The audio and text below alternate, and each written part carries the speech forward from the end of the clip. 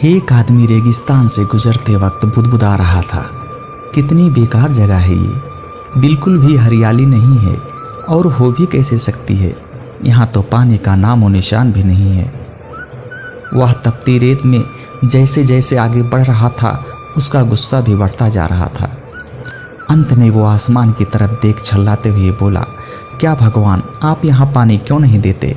अगर यहाँ पानी होता तो कोई यहाँ भी पेड़ पौधे उगा सकता था और तब ये जगह भी कितनी खूबसूरत बन जाती। ऐसा बोलकर वह आसमान की तरफ देखता रहा, मानो वो भगवान के उत्तर की प्रतीक्षा कर रहा हो। तभी एक चमत्कार होता है। नज़र झुकाते ही उसे सामने एक कुआं नजर आता है। वह उस इलाके में बरसों से आ जा रहा था, पर आज तक उसे वहाँ कोई कुआं नहीं दिखा था। वह आश्चर्य में पड़ गया और दौड़कर कुएं के पास गया। कुआं लबालब पानी से भरा था। उसने एक बार फिर आसमान की तरफ देखा और पानी के लिए धन्यवाद करने के बजाय बोला, पानी तो ठीक है, लेकिन इसे निकालने के लिए कोई उपाय भी तो होना चाहिए। उसका ऐसा कहना था कि उसे कुएं के बगल में पड़ी रस्सी और बाल्टी दिख गई। एक बार फिर उसे अपनी आंखों पर यकीन नहीं हुआ।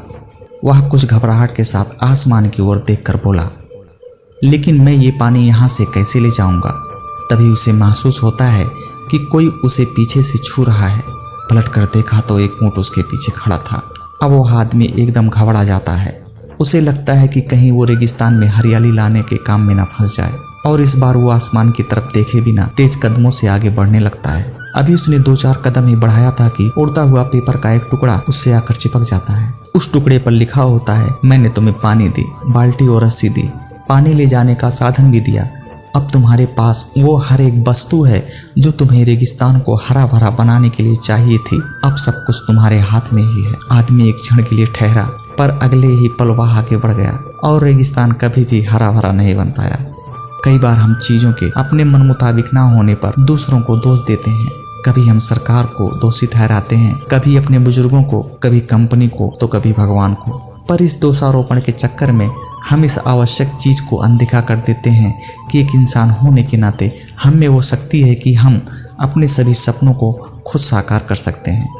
शुरुआत में भले लगे कि ऐसा कैसे संभव है, पर जिस तरह इस कहानी में उस इंसान को रेगिस्तान हरा भरा बनाने के लिए सारे साधन मिल जाते हैं, उसी तरह हमें भी प्रयत्न करने पर अपना लक्ष्य प्राप्त करने के लिए जरूरी सारे उपाय मिल सकते हैं। पर समस्या यह है कि ज्यादातर लोग इन उपायों के होने पर भी उस आदमी की तरह बस शिकायतें करना जानते हैं, अपनी मेहनत से अपनी दुनिया बदलना नहीं।